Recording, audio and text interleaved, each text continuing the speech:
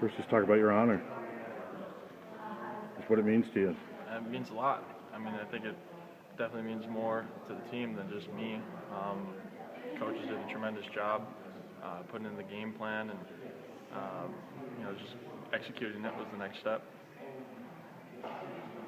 Seems like your performance the first 4 games hasn't been a big deal. Like this is just what you expected. Is that kind of how you feel about it? Yeah, I mean, I haven't been punting my absolute best yet. This last game, I punted average at best. When we actually had to punt, not do like the rugby punts, I didn't really hit my best ball. So there's a lot of room for improvement.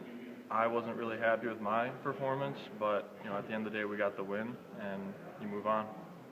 What's that say about your potential then? If you're a special teams player of the week and you don't feel like you've done your best? I just feel like I got to step it up. Do everything I can to get better, so I can show that. Are they technical things in terms of that consistency? Yeah, I mean, it's small things like putting my eyes where they need to be, having my toe flexed out, my steps need to be smaller, kind of taking it play by play. That's the ultimate goal, is not worrying about the outcome, just going out there, having fun. At the end of the day, you guys are doing your jobs, writing articles and covering the game, and it's all dandy, but we're just playing a game. It's a football. We're trying to get across the goal line or through a big yellow upright. It's a football game, and it's supposed to be fun. So that's the hardest thing that you got to remember at the end of the day. Just go out there and do what you can do. We haven't seen much from Keith, and I think he's only kicked 1 field goal. Right. How's he coming along in practice? What do you see from him? He's doing a great job. I can't believe how mature he is for 18 years old. I have a lot of great things to say about Keith. Great player, great person. More importantly, we play ping pong pretty much every day, and hang out at the dorms sometimes. But he's a great kid, and he's even better kicker.